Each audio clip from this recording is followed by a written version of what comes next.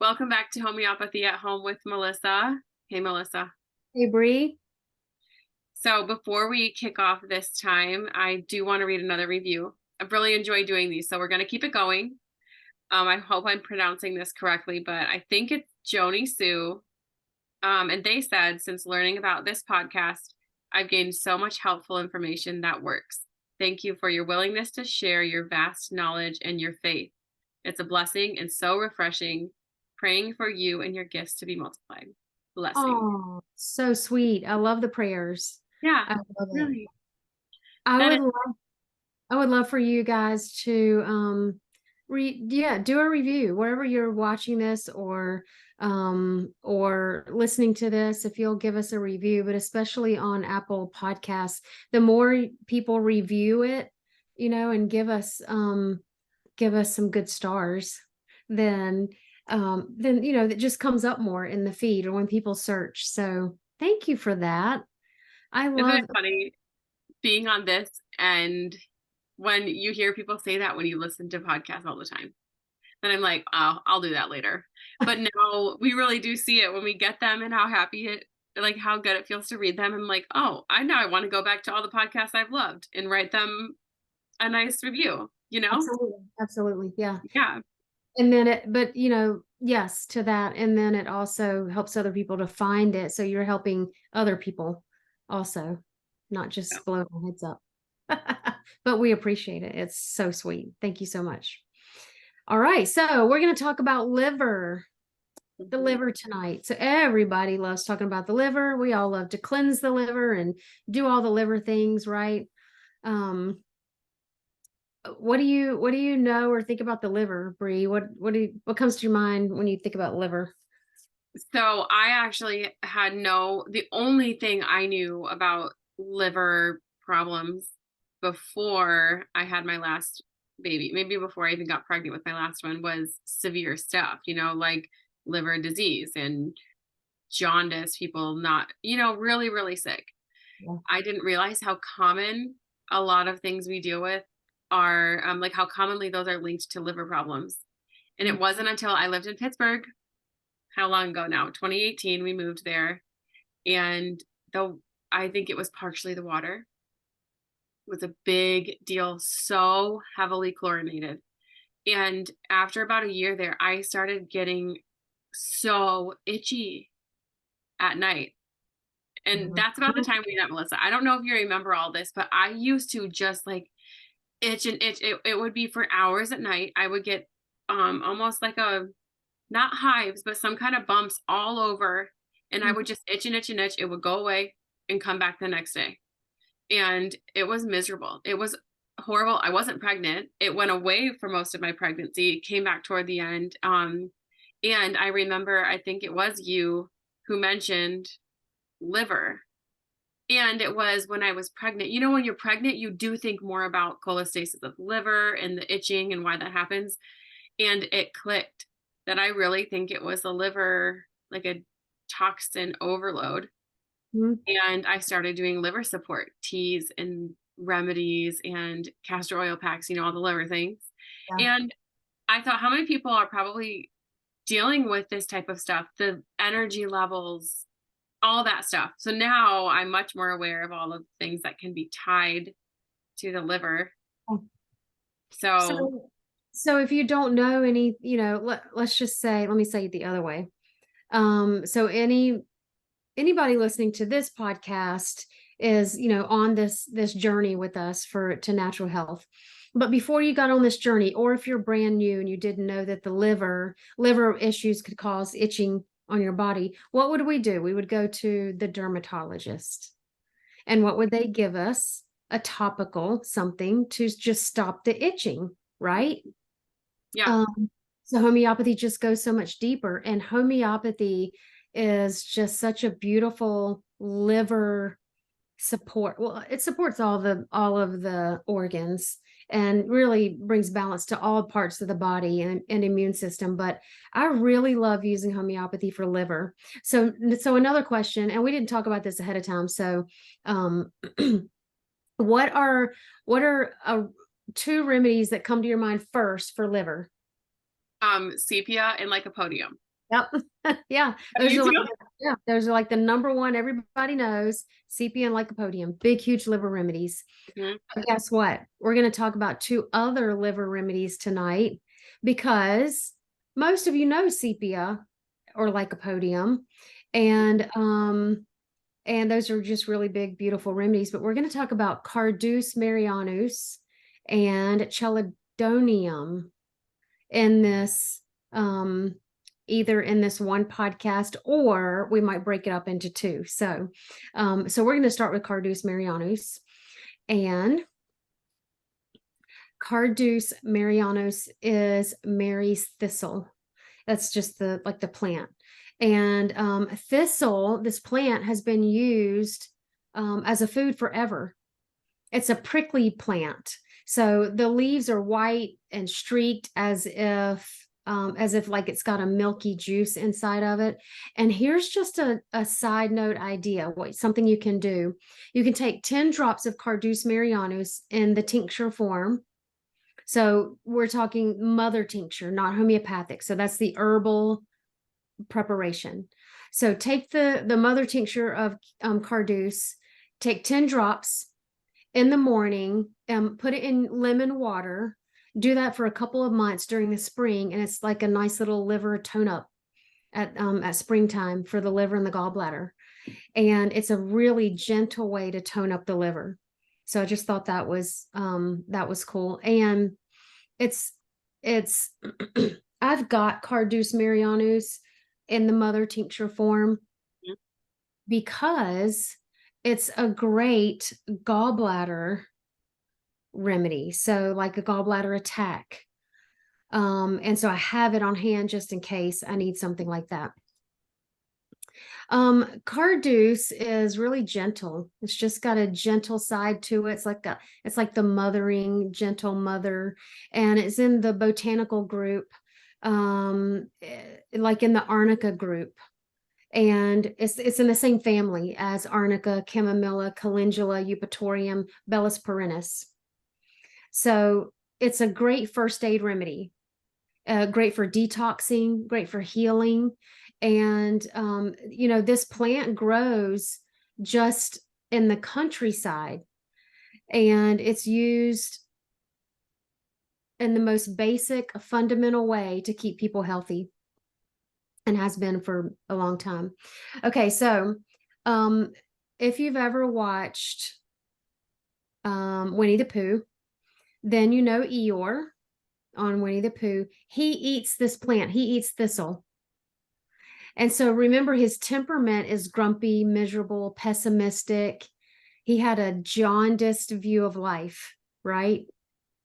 And so this is a theme that runs through all of this family of remedies. Like, think of Arnica with the spikes on it. So remember, Arnica's like, go away, leave me alone, don't touch me, back off, don't touch me. Remember, we've talked about Arnica. So Carduus is kind of like that. It's a wonderful remedy for dealing with the traumas of life when life is just hard. And so there's excuse me, Carduus is like, it looks a bit like chamomilla. So think about the angry, bossy little chamomilla. It can look kind of like chamomilla. And so, tonight, or in this podcast, or if we decide to break it up into two, then next would be Chelidonium. But so what would differentiate Carduus from Chelidonium, which is also a big liver remedy, is that Carduus is more gentle. It's more feminine. And Chelidonium is more aggressive, more masculine. So that's just a little differentiation there. Carduus is great for women whose breast milk is dried up or is out of balance. So it appears that Carduus was having a direct effect on the hormonal system, as well as just on the liver and the gallbladder specifically. So we know that our hormones are, what is the word? Is assimilate the right word? They're assimilated in the liver, or I they're, don't know if, hold on. I don't know if that's the word I that don't, yeah. I feel like it's not, but the liver does something. The liver does something with the hormones, it and does help like regulate the balance of hormones. right, right. So with when the liver is not healthy, then the hormones might be out of balance. And Carduus is great for both hormone balance and liver, and like I said, gallbladder. So it's indicated for healthy breast milk. So this remedy moves from liver to pancreas to spleen in particular, and is has a really big spleen link. The movement of Carduus is a cross from right to left, which also reminds you of Lycopodium. So think of the sugar cravings of Lycopodium and the pancreatic aspect there. You want to tell us about the mental picture of Carduus? Yes, I would love to. And I was also just looking at the liver's role in hormones, just looking up a couple things. And it's interesting that it helps with breast milk because it does regulate the levels of hormones in our body and help detox the ones, like get rid of the extra that we don't need when there's a higher level of hormones. And so you think about if it's you wouldn't think breast milk is linked to liver. Like if Right. this is a liver remedy, that might be what it's doing. It might be regulating your hormones by targeting the liver, which helps your milk production. Mhm. That's just my theory, reading on how the liver works and Carduus being such a big liver remedy. Yeah.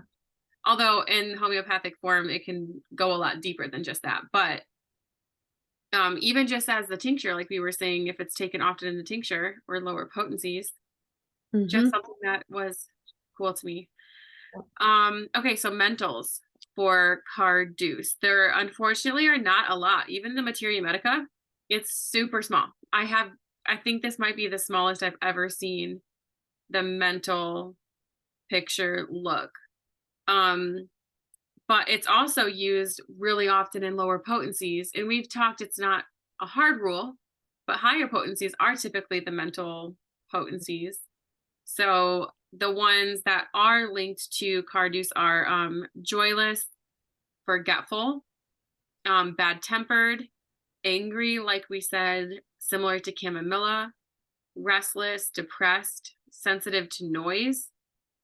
Um, there are other areas this is talked about, this or Carduus in particular for beer or any sort of alcohol to help with detox. So this could be linked to the abuse of the liver, which causes some of those bad moods, Yep. and could have constipation and diarrhea alternating. So we're moving to some physicals. So really the mentals are very short. We just have bad tempered, angry, depressed, sensitive to noise. Yeah. I can keep going for the rest of these. Some of these move to the physicals, but I think that's still appropriate. Yeah. Um, so constipation and diarrhea alternating, and just liverish symptoms in general. So think bloating, flatulence, that heavy dragging feeling around the liver, nausea, green vomit. Mhm. If I had actual green vomit, It I'm would be, probably not going to be sitting thinking I should take some Carduus for my liver. yeah. So remind me if that ever happens. It could be hard, knotty stools or white stools or very bright yellow stools. There are sometimes headache symptoms, primarily right-sided. The Materia Medica keeps saying liver headaches, Mhm. migraines worse on the right side. And so later on, you could always use, or sorry, I'm getting this mixed up, not Chelidonium, Carduus for alcohol poisoning. It could be useful along with Chelidonium for cirrhosis of the liver. And like Melissa mentioned, it can also be good for gallstones and that gallbladder attack. Yeah. Awesome. So, um, So Carduus is the most gentle way of detoxing a liver. And there's a lot of people that want to detox their liver. It's an underused remedy, Hmm. and because it's underrepresented in the books, it's not going to come out in the repertorization usually. So you're just not going to use it or suggest it to people as often. Hahnemann's first provings were done with crude doses. So you're like I said, the mother tincture, or the whole plant or whatever. And so you don't have to have a potentized remedy for it to act homeopathically, is what I learned in college. So please don't hit me up with questions about that because I don't know. That's just what I learned. Well, and So the energies use it often as a mother tincture. that's right. Yeah. And Mm. and chelidonium is usually a low potency, but Carduus is often mother tincture for gallbladder, for liver stuff. So I think it's pretty widely used, but we don't know a lot about the herbal form. So Right. Right. So with Carduus, I would use like Bree just said, a low potency, like a 3x, 6x, 3C, 6C. You could use that daily, or you could do the mother tincture, and just use it that way. This is a great remedy for hepatitis in general, and like you already said, cirrhosis and gallstone colic, cramps in the calves and feet and thighs. It's a great cramp remedy. So not something we usually think of. We usually think of Magfoss and Arnica and those kind of remedies. And we already talked about the liver headaches, the bitter taste in the mouth, nausea, retching, vomiting. It's a chilly remedy. So generally speaking, it's a cold remedy. The person who needs chelidonium doesn't tolerate fats, and they can be really aggravated by eggs, meat, and milk. They can be really thirsty and just have to drink in sips, or they vomit if they drink like gulps or too much at one time. They might vomit it. Dragging pain, I think you already said. So although it hasn't been proven in high potencies, you can use it in high potencies. So base it on the totality of symptoms. Use meet the intensity of the not no that's sorry that's an acute thing. So you can, again, if it were to fit mentally and you have the liver symptoms, you could do a 30C or a 200C if you had both. So I wanted to ask you this. I've seen it used sometimes either in the Banerjee protocols or just based on some notes I read, where you're maybe doing a protocol for your gallbladder or a remedy for your liver. Like let's say Sepia or Lycopodium, maybe. You've been on that. Would Carduus be an option to use in the mother tincture or lower potencies acutely? Mm-hmm.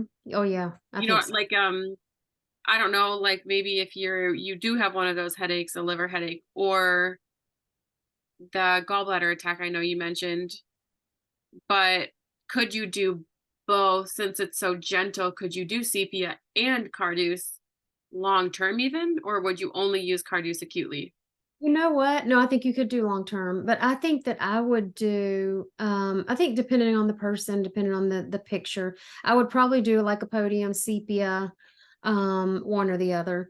And and then I would probably use chelidonium acutely as needed for whatever kind of pain or attack.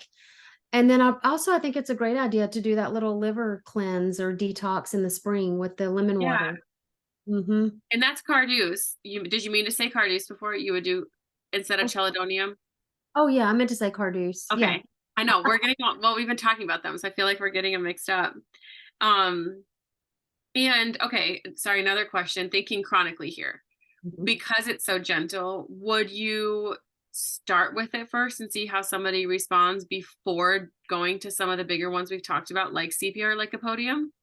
I don't usually. I usually start with a sepia or like a I podium. know. Yeah. Those are just my first go-tos, and I keep Carduus on my over here as a because it's just been in my mind for so long, gallbladder. So if somebody were to have a gallbladder attack, I would want them to have Carduus on hand. Okay. or they have gallbladder issues. So now I'm going to this is why I love doing talking about these remedies like this on these podcast Yeah. episodes, because it helps me to remember, oh, look at this little remedy that we haven't been using that's so good. So I might do something different going forward, but no, I've been just, going, and Nux vomica is also a big liver remedy. Yeah, I just learned that it's so big for liver. I didn't realize that it was such a big liver remedy. Yep. Um, so there was a few more things, like that bitter taste in the mouth is mentioned several times in the Materia Medica. So that might be one to keep in mind. I have heard that before. People saying that. It has varicose vein and ulcers, itching on lying down at night. Hmm. So has that one. It does have the muscle cramping, and like I'm reading out of Robin Murphy's Materia Medica right now. Um, just about anything else maybe we didn't mention already. Their earthy, yellowish gray, dirty, or florid complexion, heat in the face, poor appetite, abusive beer, worse for beer, great fatigue after eating, and low blood sugar. Wow. Yeah, this is interesting. Wow. So there's a lot of stuff. It said never well since mono or hepatitis. And then worse after the abuse of alcoholic beverages, especially beer. So Okay. interesting. Yeah, this is so good. So that's Carduus Mar. You'll probably see it just as Mar often. I don't think I see it written out very often. To be St. honest. Mary's Thistle. Yeah. Yeah. So, um,